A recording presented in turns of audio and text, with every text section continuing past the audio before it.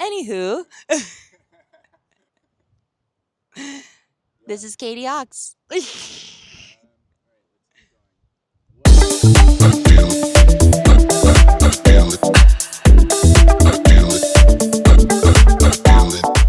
What's up, everyone? It's Katie Ox. We're looking over the ocean in Kalayonga, and there's birds soaring overhead. You can hear the waves crashing. It's just incredible. So I came to Ibiza for IMS, the International Music Summit. Everyone here works in something related to electronic music. You're all kind of like in the same place over the course of a few days. You're seeing each other repeatedly and actually getting to like solidify real connections with really awesome people in the industry. I guess the only thing that I had to compare it to was Winter Music Conference, which is a very cool experience in Miami for people who work in the industry. But it's so different.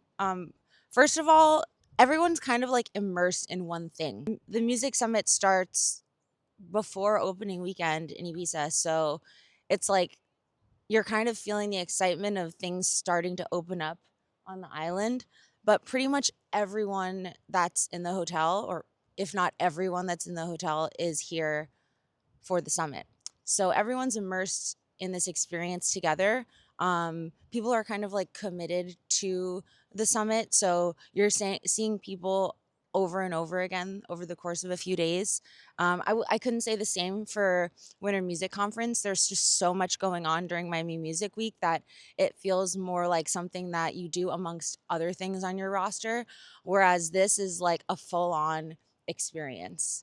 Um, it's really cool because so many people are staying at the hotel or nearby, and everyone's kind of like talking about what the party is that they're going to that night, and everyone's kind of like following the IMS guide of like what the thing is to do that night. So not only are you seeing people at the summit, but you're seeing them later on that night at Pikes, or you're seeing them at Amnesia, or you're seeing people wherever you turn. Definitely my favorite stage was the he, she, they activation. The Brave, they were calling it the Brave Space.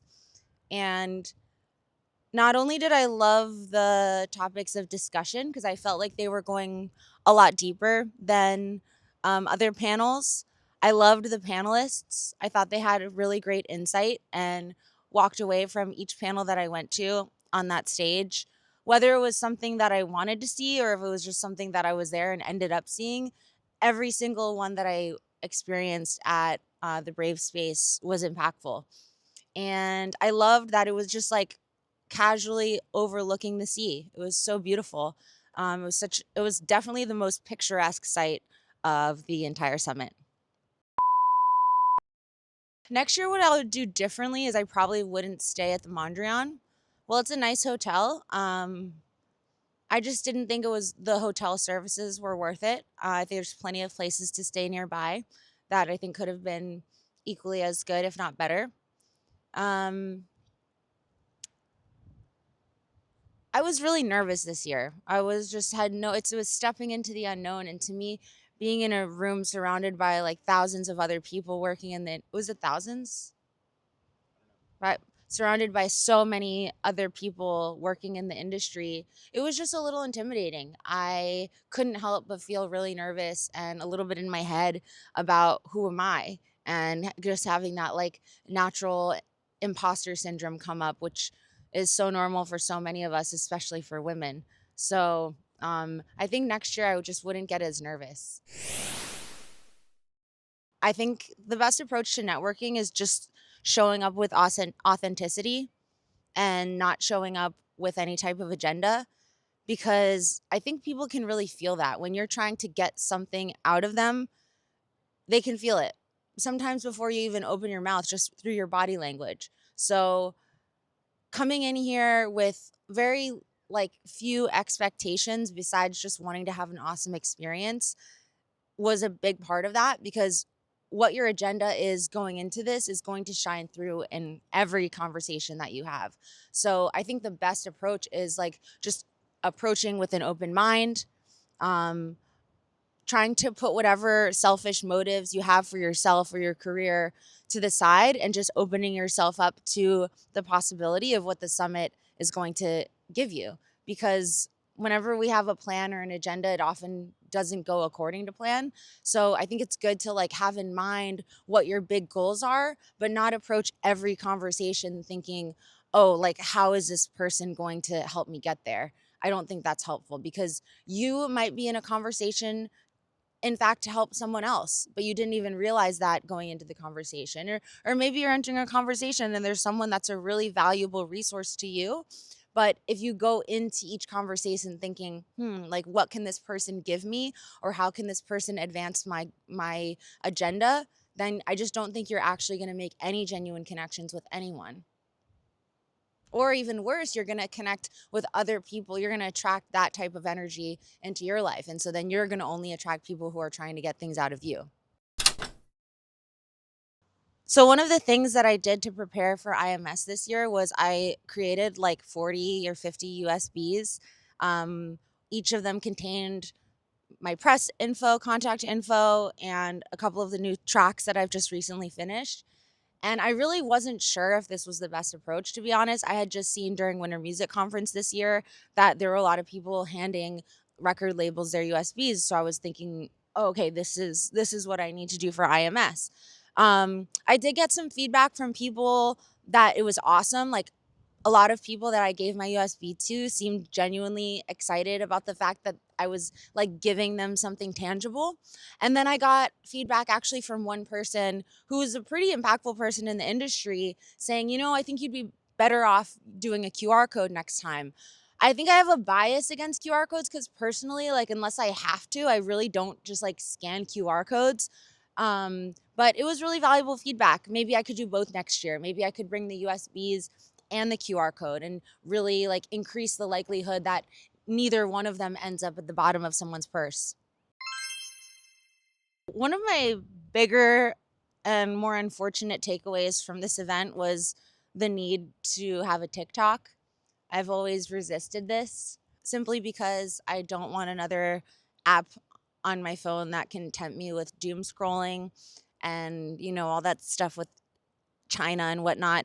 Um, So yeah, I really think I need to get on that platform. I was a very big takeaway. A lot of people who are kind of blowing up because their song blew up on TikTok. It's just not something that I can ignore anymore.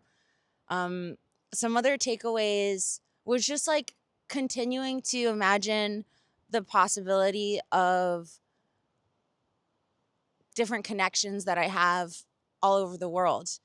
Even just in our trip to Europe, we met people that I think together we're stronger and we can strategize and collaborate from different parts of the world to help each other grow each other's careers. So just kind of like digging deeper into that possibility and thinking about how connections and friendships are really going to help each other grow so much in this industry, even from, you know, different continents. I think it would be really helpful from all the feedback that I've gotten to get a booking agent to help me to have more opportunities to play outside of Miami. Miami is such an amazing place to live, and especially if you're a DJ, there's just so many awesome places to play at that I think it's very easy to just stay, and you could have an entire career just DJing in Miami. Nothing against that. I think it's pretty freaking amazing and full of possibilities and so much potential. It just feels like it keeps growing. So I think what differentiates someone who wants to grow outside of that is just like the vision. In order to achieve another level of something, you have to imagine it, you have to envision it for yourself. And so here I am traveling to another continent to attend a conference that's going to potentially help me expand my career. That type of thing is what's going to differentiate you. I actually said no to a lot of incredible opportunities in Miami in order to be here. And that's the thing. It's very tempting not to leave because there's just always a reason to stay in Miami. But by saying no and stepping into the unknown, putting yourself out there, taking risks, and really investing in yourself. So many people really acknowledge the fact that, wow, you don't even live in Europe and you came all the way here. I think you're just naturally leveling yourself up as someone that's really putting not only dollars, but energy and time into your music career. That's really going to differentiate you. One of the hot topics, amongst others, like AI and the influence of technology in music, one of the main things that they were you were hearing being spoken about a lot this week the marginaliz- uh, was the marginalization of women. And while I definitely know this to be a reality, I actually left this conference feeling like I don't really want to subscribe to that belief, even though I know it's real. I know it's a reality, but continuously telling myself that narrative isn't going to help my career. What I'd much rather focus on is in the midst of being marginalized and being treated unfairly, women have come closer together. We've formed bonds that are unbreakable, and we're so much more likely to want to support each other and to want to help each other because we know that that's the answer to ending this problem. So, being here and getting to connect with women and seeing how deep those connections were able to go in just a few days, it just helped me to understand how much the mistreatment and marginalization of women and the fact that we're in the minority in the music industry, especially in the electronic music industry. I just think that that's an advantage because all of the women that I met I'm not kidding you, every single one, they were so supportive of me. They were, as soon as I introduced myself as an artist from Miami, they said, oh, give me your Instagram. When I gave women my USBs, they were genuinely so excited that I wanted to share my music with them. They were so complimentary of me. Like, wow, good for you. You're so prepared. Oh my gosh, your stickers are awesome. Oh my gosh, I love your logo. Wow, you want to give me a USB of your music? Thank you. And while I did get that response from some of the men that I met, it was overwhelmingly positive and supportive from other women, and the desire to actually want to connect with me, not just kind of like take my USB and say thank you and walk away, which there's nothing wrong with, but that there was a true desire to want to connect and support and use whatever power they had to help me and vice versa, which, I mean, I'm not a man. I have no idea what it's like to come to this conference as a man, but I will say that I really loved being a woman at this conference.